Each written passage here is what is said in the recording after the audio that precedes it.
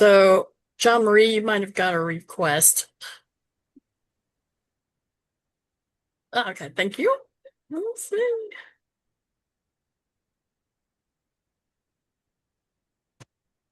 Don't want that screen. Hold on. I'm like, is my screen frozen? I'm gonna go back to the beginning. Okay. So, are we recording? I didn't get anything saying we are, but Oh, oh yeah, recording. I see it. It says okay. record up top. Okay, Yep. great. So All John right. Marie is going to talk to us tonight. Okay. For the first part of it, and then we'll all chip in. Yep. So this time we're talking about writing about the places that our ancestors lived. And so we kind of want to add beyond just our ancestors, kind of bring the whole landscape together, if that makes sense. It makes sense to me, but okay. So the place is actually the plot of your story, if you think about it. So every setting creates possibility, limits, and so those all play something that impacted how maybe your ancestor responded or their choices and stuff like that. And so we want to try to convey that when we're writing the stories. We find, distance affects relationships. Someone that might be on their own away from family is going to have a totally different experience than if they were having an experience, but their family was right there to support them. Also, the terrain shapes, a lot of different things, how they lived, where they worked. The transportation opened up some choices and closes others. For Indiana, we have, the great trail the road, national road that runs right through. So that kind of changes Indiana's impact on people going west. I think, that road opened the door for a lot of Indiana's growth. I think several of my ancestors came in through that. And then also community rules determine who belonged where, you know, um, that plays an impact on maybe where some people settled, say the Quakers, or the Indians or, African Americans. It played an impact. And so those are things to consider when you're writing your story because it's going to shape your story a little different. Oh, John Marie, Yep. are you sharing your screen? Yeah. Can you not see it? No. Oh, well, that would help. Hold on. Let me try again. I think it was up earlier. You see it now? Yes. Okay. Yes. Thank you. So that was the screen I just talked about. Thank you for telling me. Okay. So a strong setting actually has four different layers. And so it's nice to kind of sit down and think about what those four layers are once you're telling your ancestors' story. So what's the physical world around them? What land is around them? What type of lands? Did they have what was their access to water? You start going west, especially Arizona, stuff like that, you have less and less water. Where some other locations, you have lakes and rivers. And so when you're looking at maps, pay attention to that. You might want to mention, they live near a river or they live near a lake, because that's going to play a part in kind of describing the landscape that your ancestors lived in.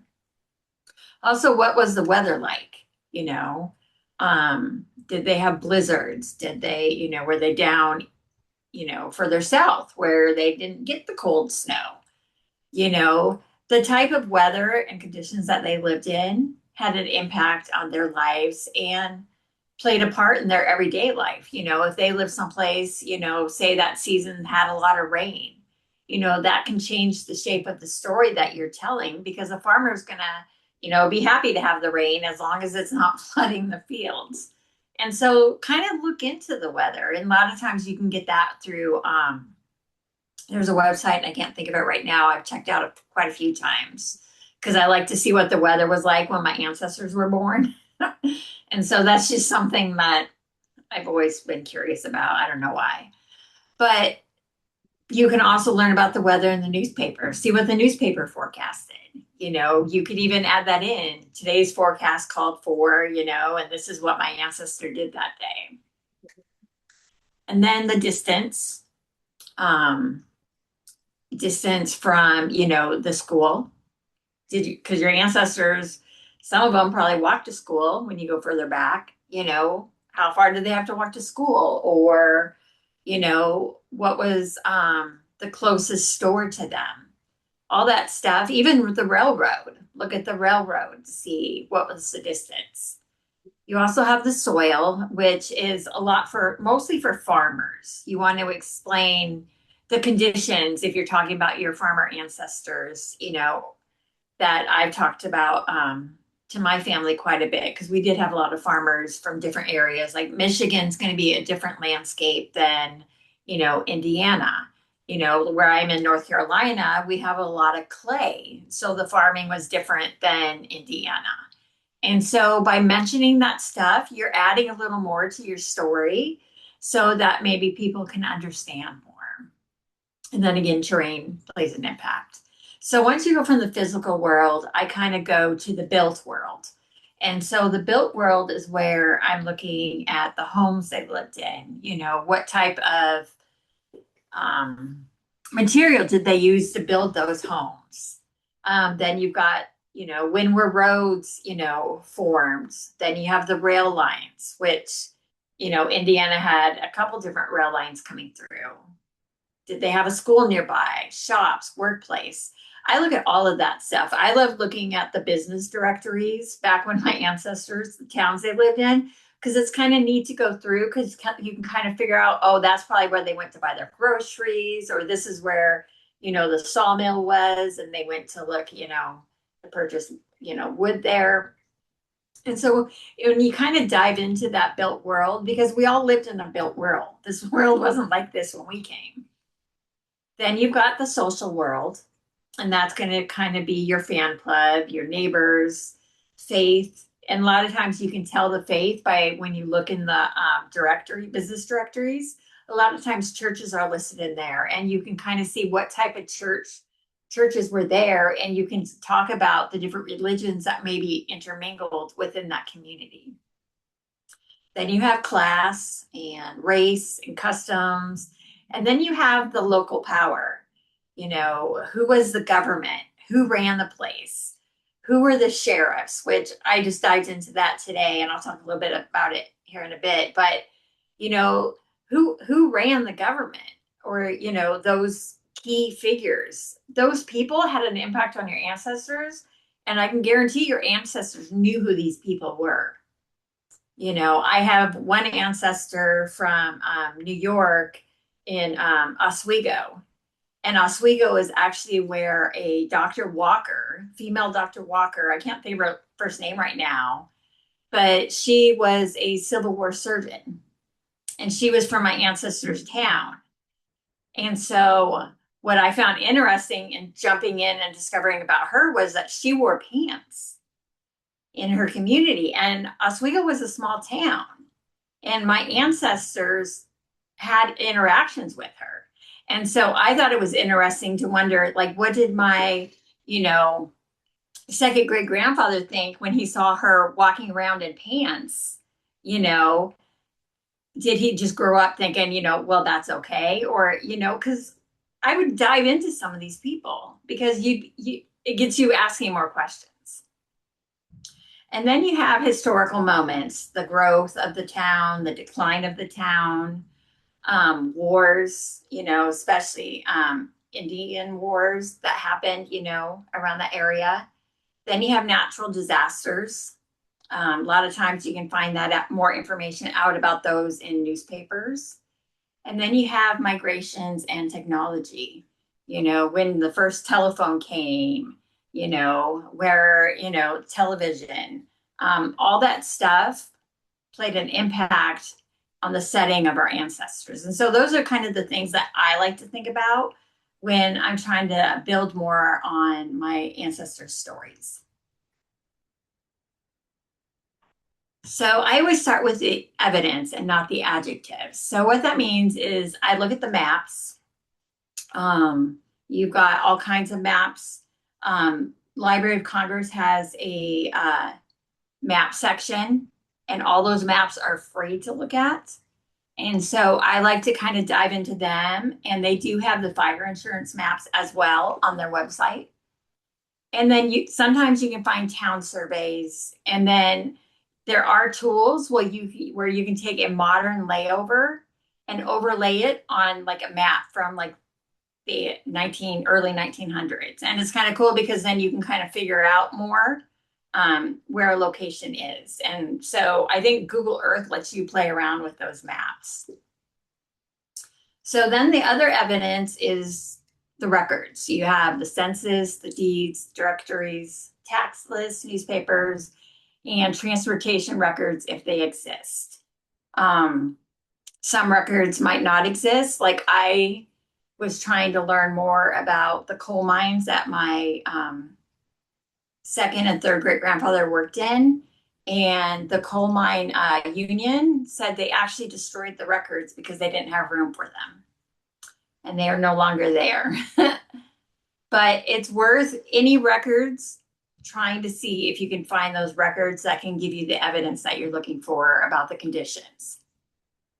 Then we have the local voices. So the county historians, photographs, oral history, museum collections, and site visits. So those are all of those can be compiled into evidence.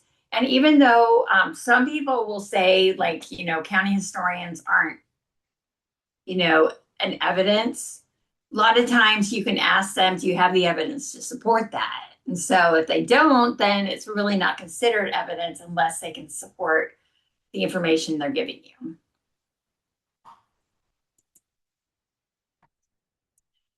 So read the map as a scene. This is one of my favorite things to do because, like I said, I love looking at maps, and I was looking at a bunch of maps today. So look for the relationships, trace the routes, notice what barriers might exist, identify the neighbors and the workplaces. One thing that I like to do, and I'll admit it, is I will go on census records and I will find the street my ancestor lived on and I will look for the kids because I feel like those are the kids my ancestors probably played with. They not just went to school with them, they lived with them. So they probably played with them. They had interaction. And so I don't know why. I just love doing that part. So, but look at the homes that are around and kind of get an idea, was this a family area or were there a lot of older people and maybe, your ancestor was the only kid on that street? That changes a lot in how they grew up and lived. And so ask what changed while your ancestor lived there. And so kind of go through the maps, hopefully they were in an area long enough that you can actually get maps enough to see how the community evolved and stuff like that. So building a one-page place profile before you draft it. So here's what you can kind of do. So you can anchor it. So what's the exact place and the date range? Then you can move on to the movement. What routes were around there? What were the distances? And what may have been the barriers? A river can be a barrier until a bridge is built. When was that built? You can look into those and that can kind of give you an idea. School is a lot easier to walk to once that bridge was built, So it's fun little details that can make your story stand out by putting that stuff in there. And then daily life. So you've got the work, the worship, shopping, and school. And then you've got the change. So what arrived, disappeared, and shifted. And I like to include, when I'm looking at this, I like to include the neighbors. So like I'll make a note of who the neighbors are. And then in the next census record, I'll see if they're still living next to those neighbors. Maybe they have new neighbors. So I like to kind of dive into those little details to see what has changed. My challenge is I need to take all that information and put them into the stories and start getting those written. But this is what I normally, the rabbit holes that I fall into. So moving from the map fact to the story meaning in 3 steps. So you could do this with a document. What can you prove about that place?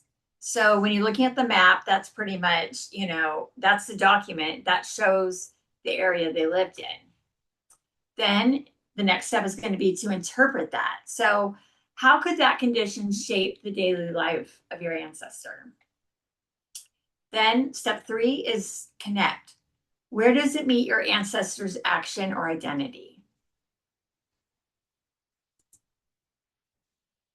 So specific evidence turns a location into a lived setting. So it's not just a map, it's actually an area your ancestor lived in. So you can start to kind of see how your ancestor moved, how your ancestor lived. So the goal is not to make a paragraph longer. The goal is to choose the details that you want to explain, such as, a school. Then, so here's 2 examples. So the flat version is the family lived in a busy Indiana town. Then if you want to turn it into a living, more alive sentence or description, their rented room stood between the courthouse square and the railroad line. So you can see how that changes, just that little bit of information. So you were able to tell, okay, here's the courthouse square, here's the railroad. And because of a census, I knew they rented. And so they lived in that little area. That tells people a lot more and they can visualize because people like to try to visualize things.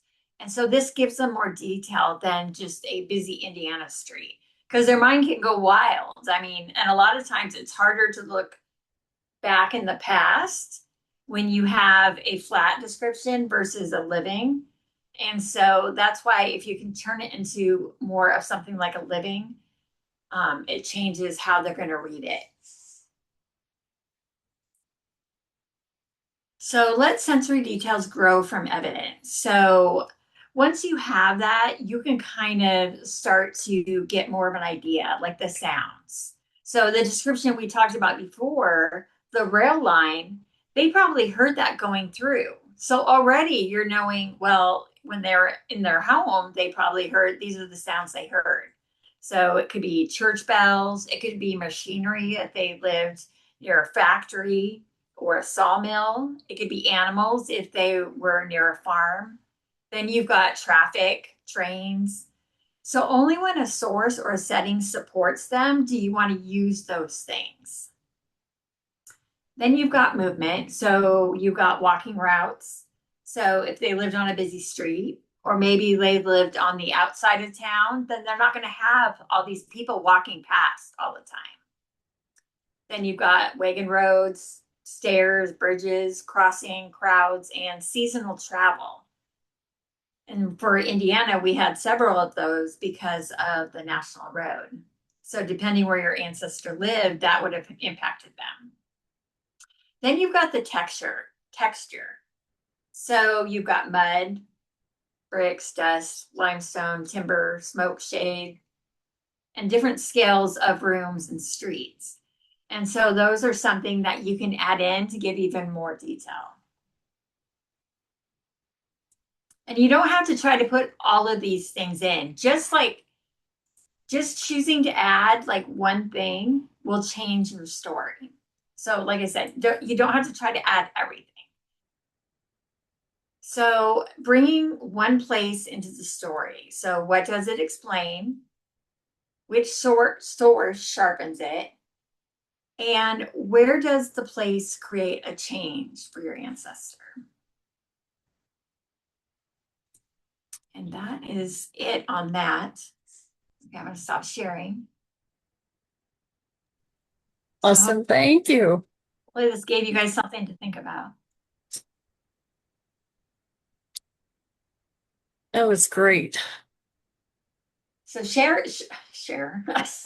Kay and I both both have examples that we were going to share. I'll let Kay go first, and then Okay, let's see. talk about. Let's see. You'll have to, Oh, allow yeah. me.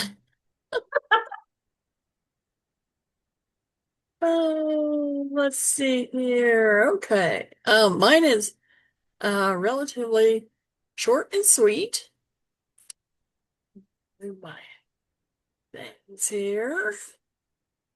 Um, let's see.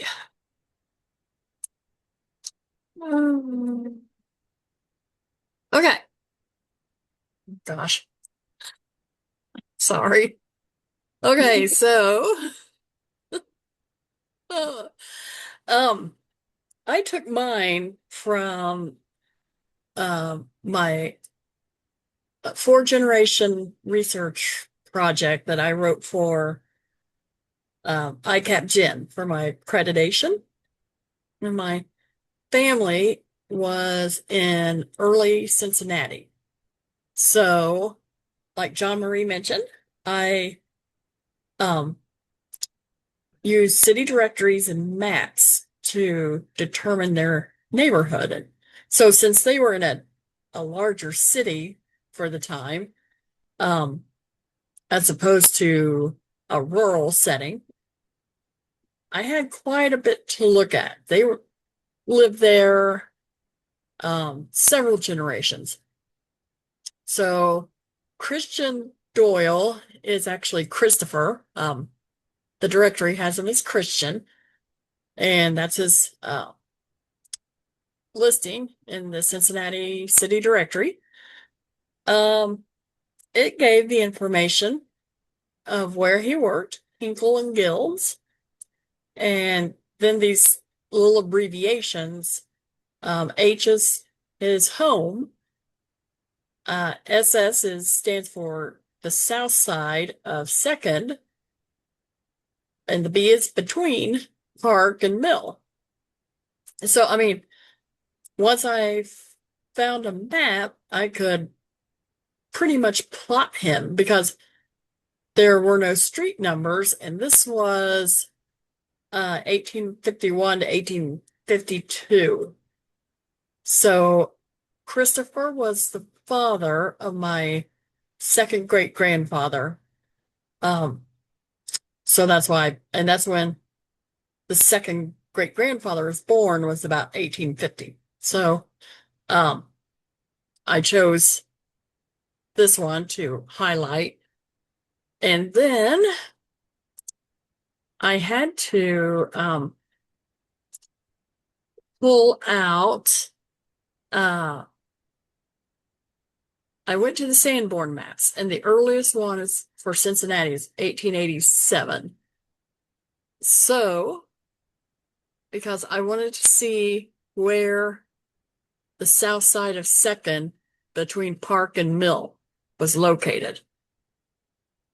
So, this is a partial view of the Sanborn map, and that little area is the south side of West Second, and this is Park and Mill is over here.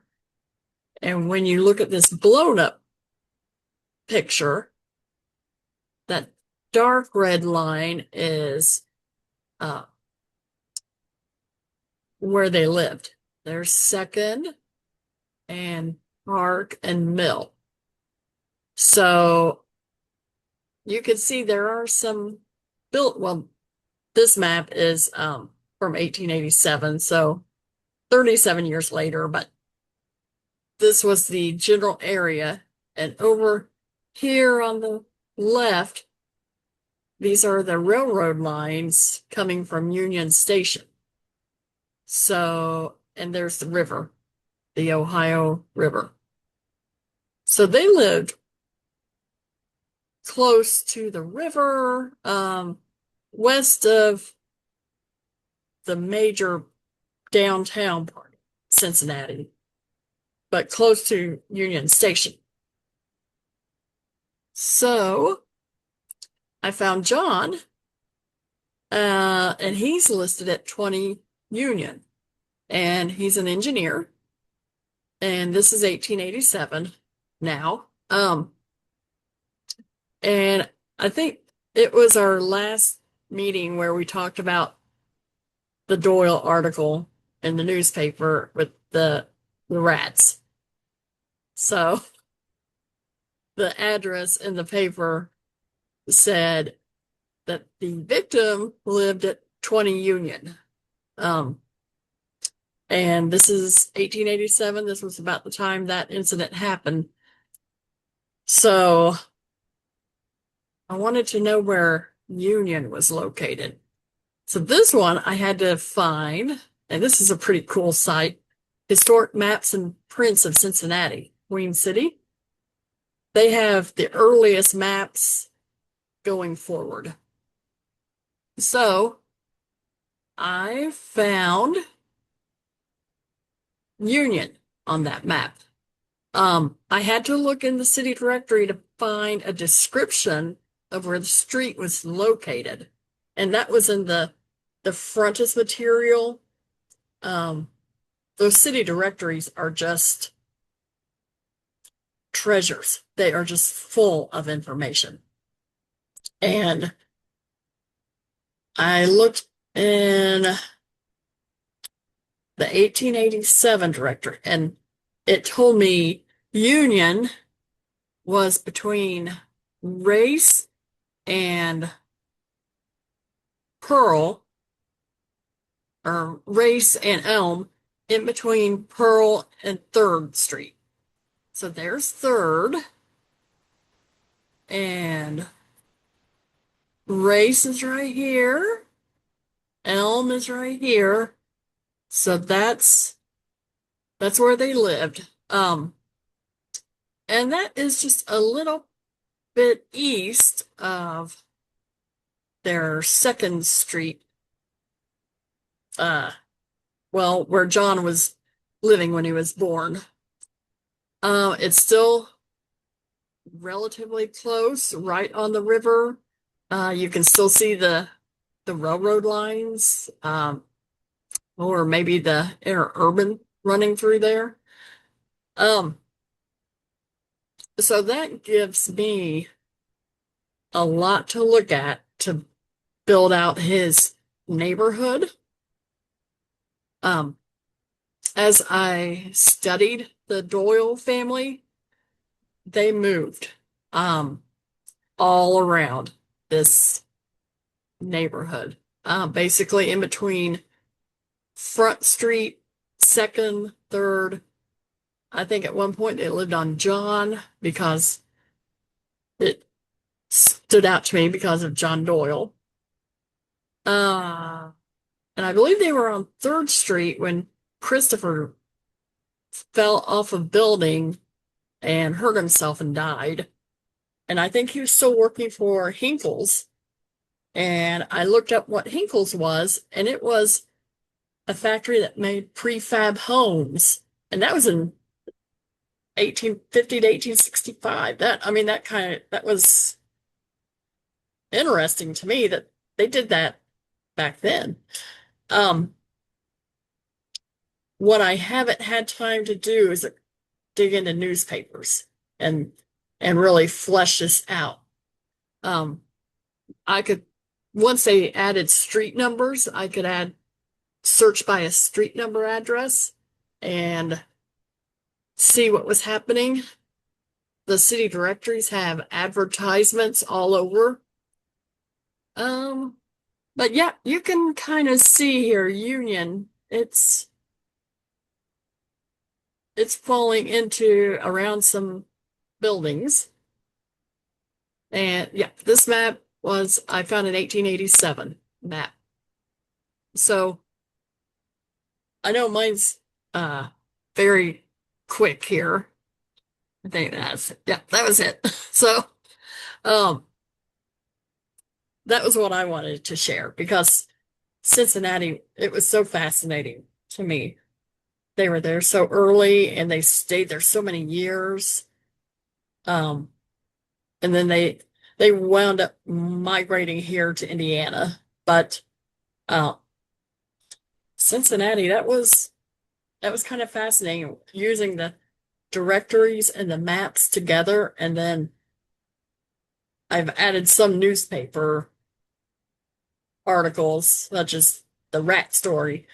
Um, but I haven't really delved into, I mean, I could use those for their daily life to see what was going on. But Have you discovered how they got to Cincinnati? Did they come by um, water or train? Christopher immigrated from Ireland, and his wife was born in Dublin. I haven't found when she immigrated, but in 1850, she and Christopher were together with their 1-year-old son, John, and also in the household was Catherine, his wife, her brother, Peter Hanlon. So I have their marriage record, so I knew her last name was Hanlon, but I haven't found immigration or their passenger list information for the Hanlons. But I You're do not sure know been through New York or Pennsylvania or I haven't figured it out. I don't know if they came with their parents. Um, so I know they were there by 1850. Christopher got there in 1836. He got there super early, and then he married Catherine about 1846. Right. I be think So, interesting. I try tying that transportation aspect to the maps. I mean, right? People love maps. We all love them.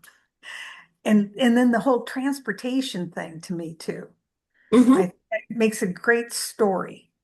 Well, and I like to look at like the fares. Like, what was the fare if they went by river, and what was the fare if they went by railroad? Mhm. You know, And then in Cincinnati, well, I mean, not just Cincinnati, but anywhere that you're close to a state, another state.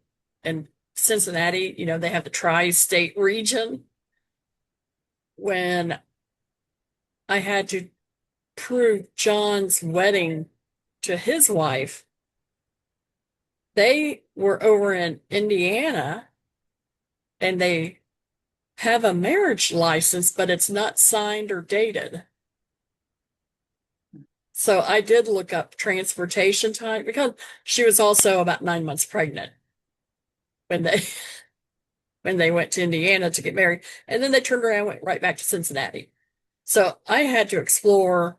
They were the Gretna Green of the day. You know that. Yeah, I Okay, I just saying. I I had to explore Kentucky records just to make sure they hadn't wandered south, um, Indiana, and then Ohio. And then I had to look at the laws of the time for marriages and agents and prove that this strange, I mean, now it could be a clerk just forgot to fill it out. Who knows? But they held themselves out as married their entire lives. So, um, but I did check all three states to make sure that they hadn't slipped off somewhere else. And I checked how long it took to take a ferry or a steamboat to Jeffersonville. I checked Louisville, Kentucky, or Louisville, I guess. But when you get close to those state boundaries, it could get, prickly. And there's a lot to look at to rule things out. I do Yeah. like what Jean Marie's saying about using the maps to really flesh out more about our ancestors, adding that to a story article, and like those old maps that you found, overlay them with a modern map. Hmm. I mean, it's what the other point you made in the presentation about how things change, right? It's hard for us to imagine, whether it's Cincinnati or Indianapolis, you know, being different at one time, but you overlay them. You know, I had an ancestor that lived on a river. Guess what? It got dammed up and turned into a reservoir. You know, looking at those two things, the way they contrast, it's hard for people to imagine that it was something other than a reservoir, Well, and when right? we can point out like how things changed over time for our ancestors, they get to a new town. Maybe the town like was lucky to have one building, and throughout their life, like everything changed. Right? We think technology, has changed so much in our lifetime. I think about my ancestors and, they had to walk everywhere. And yet in their lifetime, they learned to drive a car, So yeah, I think the contrast, I think when you're writing a story, finding those sharp contrasts can really, really get people's interest. I like that point you made in your presentation about finding those things that have changed and the differences. Yeah, I mean, if you think about just our lifetime, we used to be tied to a phone in the house. Like you couldn't talk to anyone. Like you'd expect a phone call. You'd be sitting at the house like all day. You know, Party line, party line. party lines. Yeah, I mean, My nephews don't know what a party line is. my kids don't either. Yeah, so I, so much changes, and so it's like when you convey that, it changes your ancestor's story because you're like, this is what they went through, and people don't realize you can pull these stories and create and get an understanding of what your ancestors actually went through. I do think that they moved a lot in Cincinnati, probably because they owed rent and they scooted on out that, They didn't every scoot far year. though. I know. You'd think that the old landlord would recognize them at some because they're out and about. Yep. So, My great grandfather moved all over Indianapolis, and it was for those very kind of reasons, The rent would change. They would just move on.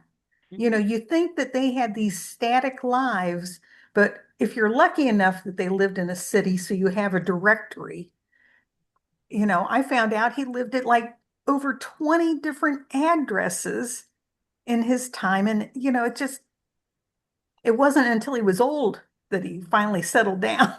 I mean, really old, like in And his if you think 80s. about them moving, every year or every couple of years, they didn't have as much stuff as we had.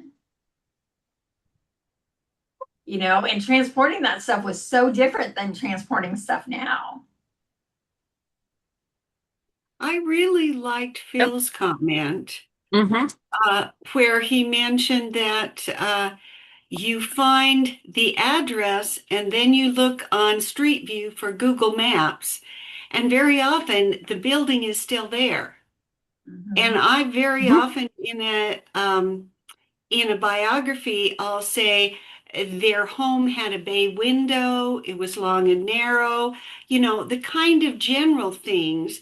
You can't always be sure they haven't remodeled it, but very often, if you know a little bit about architectural styles, you can describe the home just from the building that's still there. That's really neat to find the old building, the original, still standing in some fashion. Yeah. And yes, Phil, I noticed those, um, what were they called? Gasometers next to, real close to where they lived in Cincinnati. And I remember thinking, I wonder what it smelled like, with the Well, unfortunately, it didn't. I mean, it hopefully it did smell because then you know there was a leak. because they were pumping this low BTU gas into the home, which was like, I mean, frankly, 30% carbon monoxide, what they were pumping into the houses back then to just Wow. to well, just so they had lights though. That little gas lamp on the wall was Oh fed my by gosh. that, but that's what they used when there weren't natural gas pipelines. They used coal to make the gas and and piped it all over town, but just a lot of Wow. just extremely toxic. Now that you mentioned that with the carbon monoxide, um, my that newspaper article about my uh one of my collateral ancestors, where he went home to 20 Union, went to sleep, and rats, I guess hungry rats, started biting him. So, I mean, could he have been half knocked out from the carbon monoxide? And Yeah, because it's possible, or exhausted from the day's work too. if I felt something like that crawling on me, I would Maybe waking fling up. those things. Yeah.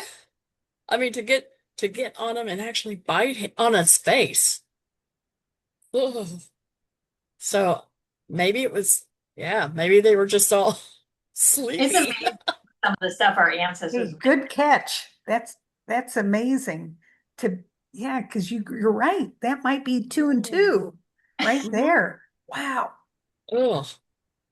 And it's still, I mean, I I understand why they went with the story they did that passed down through the family that he had acid splashed on his face. I wouldn't want to go around. Oh yeah, we lived in a tenement and the rats just chewed on me. Oh goodness. Oh goodness. Oh my. Yeah, so that's interesting. But yeah, I noticed those on the Sanborn maps. Very fascinating. Cutting edge technology at the time. Hmm. Yes. That's Yeah. what that's what I was thinking. Our ancestors, when they flipped the lights on for the first time, Oh, yeah. I mean, that was a huge deal.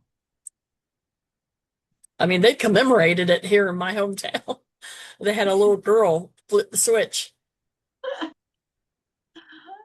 So yeah, that oh gosh, I can't imagine going from candlelight or oil lamps and to electricity. Yeah. Nothing else. I saw Gail. Hi, Gail. You're muted, Barb.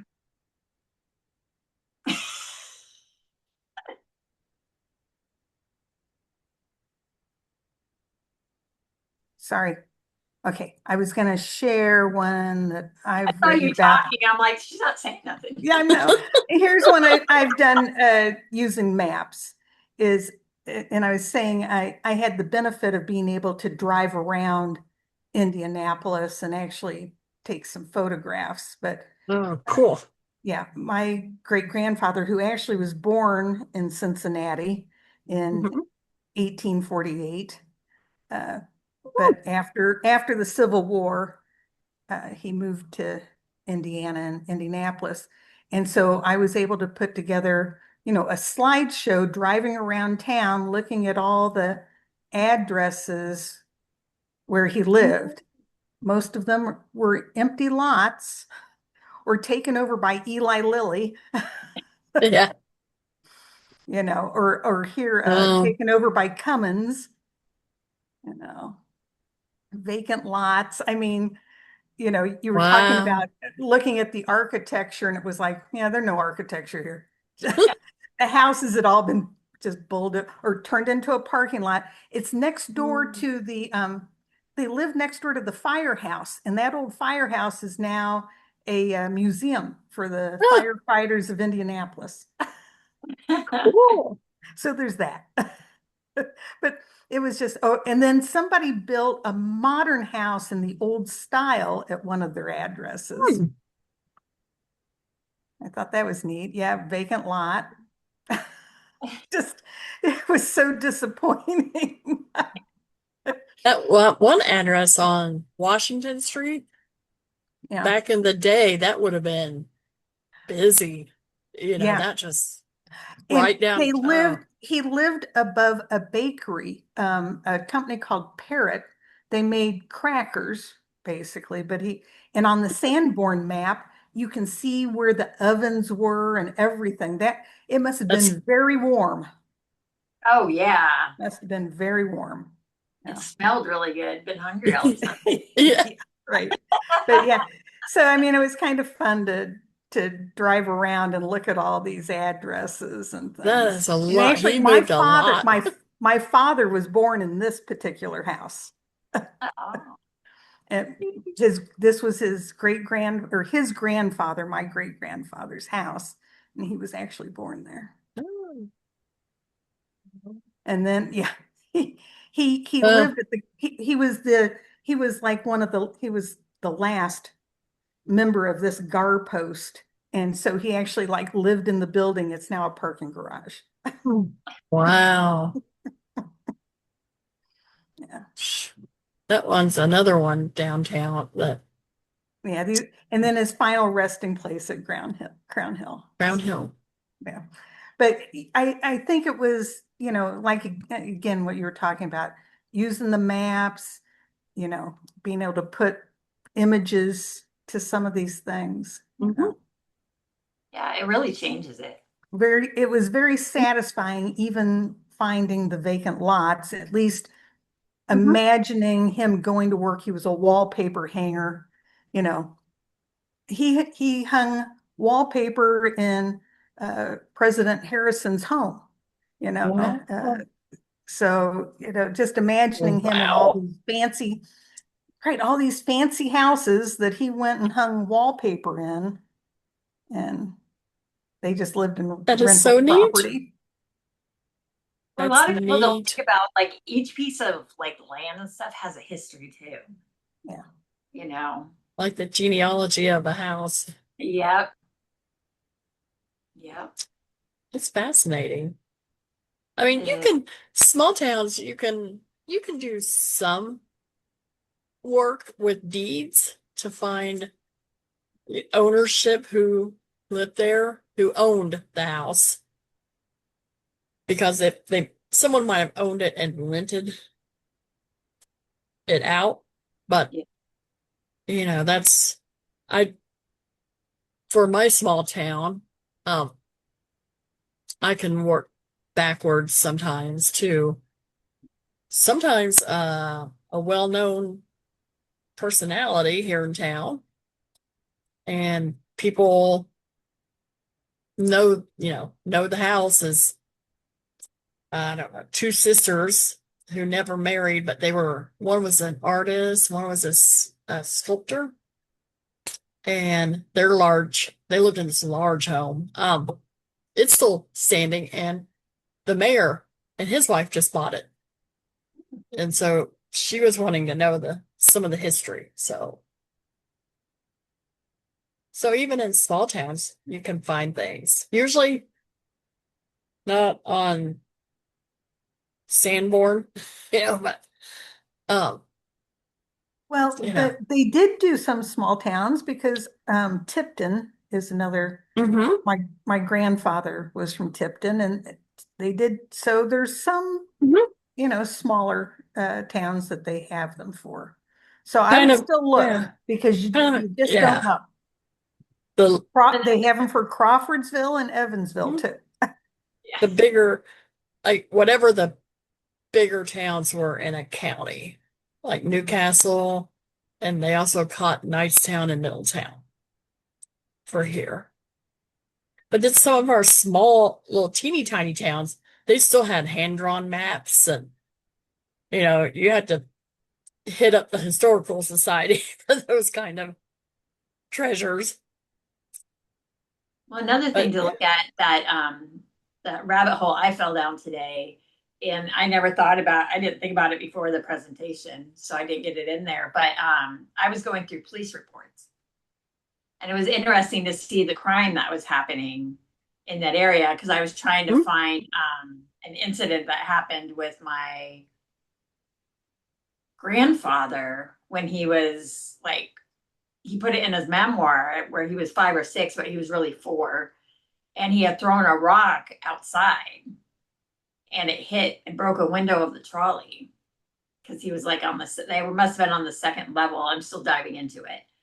But so I was going through police reports because I wanted to see, because he said the policeman came to the door and his mom was in bed because she just had given birth to his brother.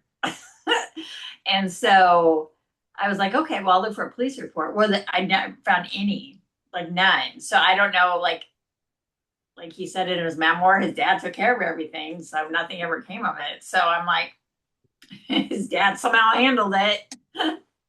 But when I was going through that police report, it was interesting to see like some streets had more crime than other streets, kind of like now. And so that's another thing you can kind of dive into. Interesting. Does anyone have anything else to share? What you're Well, I just wanted to put a pinpoint on something that Phil said about the Google Maps Street View. And, we were talking about small towns, and I thought about that is a lot of these places, you can still see the scars on the earth. So if you go to your Google Maps and do, the terrain view, it made me think about a lime pit that one of my ancestors worked in. You can still go on Google Maps and see the scar on the earth from that lime pit that he worked in over 150 years ago. That's a great tip. Yeah. So even if they were farmers, you might find that that the Google Maps using the terrain may really bring something to life for you. You can still spot old cemeteries on a lot of those earth views. Yeah, definitely, definitely a good tip. I know the area in Cincinnati, that southwest area, it's all where all those buildings are all gone now. There is, however, a little bit of a foundation still left. I think there's a park down that area, and they left a little bit of an old foundation still there. So there's that. There's also the baseball stadium. But at one time, it was just all those little buildings right on the edge of the river. That's one of my favorite pictures, is that old panoramic view of Cincinnati. I think it's, oh gosh, early 1840s, mid 1840s, very early. And, I bet Christopher Doyle's in there somewhere or off working, maybe building the canal or whatever. So they always, in the city directory, they refer to themselves as engineers. So, I mean, there's just so many years of newspapers to explore. And Doyle is common name, especially John Doyle. There are about 15 of those in the directory. There. Yeah. Christopher wasn't too bad. Sometimes I see him as Christian, sometimes Christopher. And John, my John, he always used his middle initial. So sometimes he stands apart that way, but I mean, I don't know if he always used it. But yes, Cincinnati had a courthouse riot in 1884. And so residents of Cincinnati destroyed records, their own records. And That was the month after my great grandmother was born. So she has no birth record. That was another one I had to prove on my accreditation report that when she was born, because her proof of birth was destroyed and her family didn't go back to refile it when they asked the public to come back and refile their documents. Oh. So I wonder what it was like to live there while your neighbors are rioting. Mm. Yeah. Oh, that is so cool. Big Barb. Wow. 1902.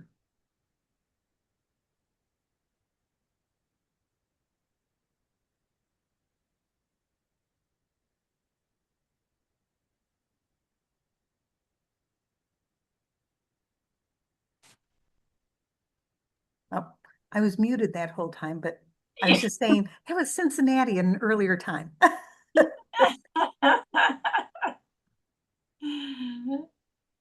I know that was a neat picture. That was cool. Mm.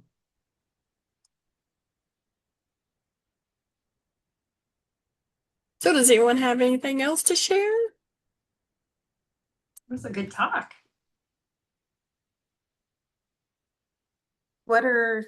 Do you know what are some of the topics they're looking for articles for in the quarterly? All kinds. Yep. Nothing in particular. Well, um, See. I think she has fall. I think she's working on the fall. It's about ready. I think she has it filmed. I forget what the winter theme was. Maybe what you're doing, what your plans are for 2027. But no, Oh, yeah. Indiana Breaking down brick walls. Genealogy 2027. Spotlighting new projects, preservation efforts, and future of genealogy for the December issue. but yes, for those of you who may have missed it at the beginning, Joy Neighbors, our editor, is leaving. So we're in search of an editor for the quarterly journal. She's been doing it for a few years, right? So Mhm.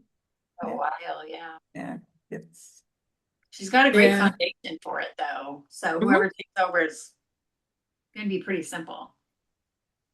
Yeah, should be, it's like turnkey, but just hint, hint, wink, wink. I'll share it with you all. I've put it out. I think maybe one person has applied. yeah, it's a lot of work. I was an editor for a newsletter 30 some years ago and chasing people down and getting it. And that was before you really had good, publishings Yeah. for your computer. I Yeah. mean, yeah. So, yeah. I'm an editor for a newsletter now. It's kind of eating my lunch. So Yeah, there you go. Yeah. Yeah. I remember the old days when I worked on my own genealogy. Yeah, really. Got to fit it in where we can. Yeah. I hope you find time to write at least. I mean, It I write most of it. Actually, it's not like I get a lot of submissions. I'm in a town of 5,000 with them, and there's just okay, tell us the town just in case one of us can well, I'm contribute. in Covington, Virginia. It's the Ah, Allegheny Highlands Genealogical Society. So we're in one of those counties right up against the West Virginia border. sure, Okay. And so sure. it's beautiful, sparsely populated, and I'm trying to And I only moved here 4 years ago, but so I don't have a whole lot of background knowledge. I did not realize in advance that I was going to retire to my wife's hometown, but here I am. So, so anyway, but I put out a 22-page newsletter once a quarter and try to do a little bit of research. I just did. It turned out they did not have a list of all the Revolutionary War soldiers that had some contact for the county. Oh my goodness. So I Well worked done.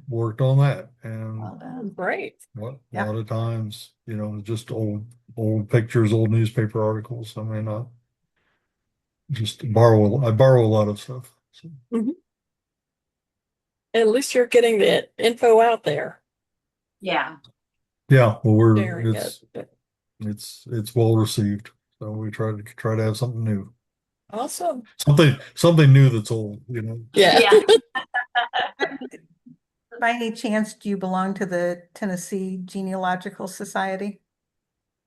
No, I don't. I Okay. belong to They've got a Kentucky. great writers group and they have their meeting tomorrow. I'll throw that out there. Anybody with Covington connections, let me know. Yeah, well, I'm in Covington, Virginia. So, Yeah. but Well, well, but most people in Tennessee, that's where their ancestors came from, was Virginia. yeah. We just had a reunion last week of there was a guy in Virginia. He had 7 sons, and three of them went to Tennessee of his 7 sons, and There you go. suspiciously at the same time they were getting fined for being Tories after the war, and it looks like they just skipped town. So Oh but my. we're trying to dig into that a little bit. Okay, good. Interesting. Good to know. Yeah. Okay, well, thanks for all the great ideas. Yep. Yes. What's Thank you. Great talk. what's our next meeting? It is. No, I should have I'm wrote. going to be sharing because I've been using Personal Historian 3, version 3. Mhm. So I was going to share how I'm using that to kind of start putting stories together. Oh, okay. I don't know if anyone else has ever used that. It's I got it when I got Roots Magic. So, but it kind of helps Okay. you make bite-sized stories and eventually hopefully put it into a big story. So I'm going to share about how I'm using that. So Cool. Awesome. Cool. Great. Thank you, everyone. Thank you. It's awesome seeing you. And let's see, August, September. So it's October October 13th. 13th. Okay. Put it on the Thank, calendar. thank you so much. Okay, thank you. Good night. All right, Thanks. buddy. Bye. Oh, John Marie.